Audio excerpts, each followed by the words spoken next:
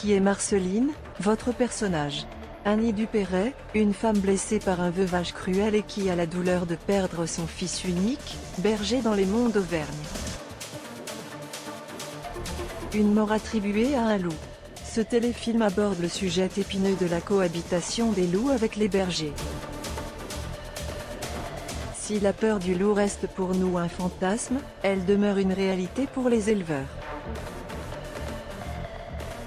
Dans un premier temps, Marceline va soupçonner les loups, car le corps de son fils présente des morsures. Dans une scène, vous êtes justement face à un loup. Avez-vous ressenti une appréhension? Ce n'était pas un vrai loup.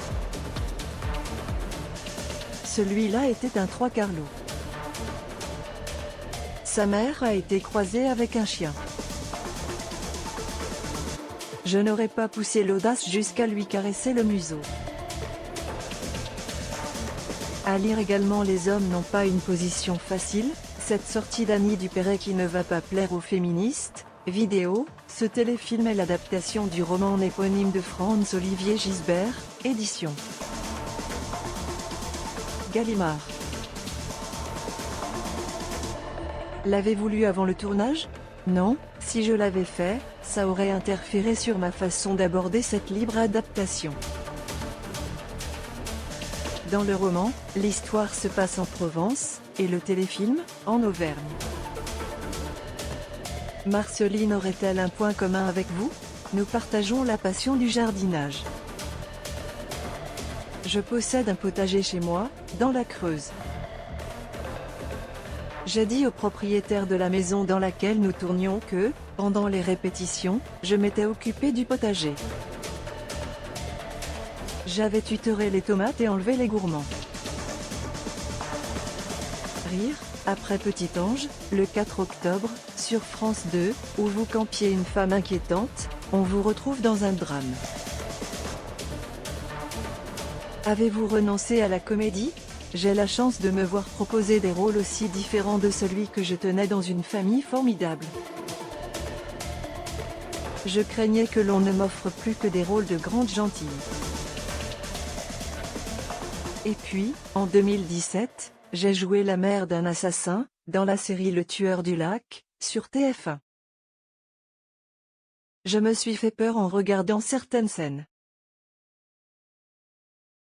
Pas pour autant renoncer à la comédie. J'aimerais bien qu'un producteur ait l'idée d'adapter mon dernier roman, Le Tour des Arènes, édition du Seuil, note de la rédaction, un conte positif qui relate le sauvetage d'une jeune fille par une SDF fabuleuse. Je rêve de jouer une clocharde. La grande famille du cinéma semble se déchirer autour de l'affaire Depardieu.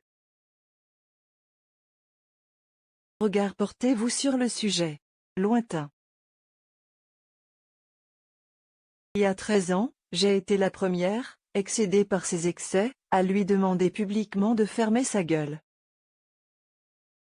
À l'époque, l'acteur était sacré, pas encore maudit, tout le monde m'était alors tombé dessus. Seul Bertrand Blier, qui le connaît bien, avait pris ma défense.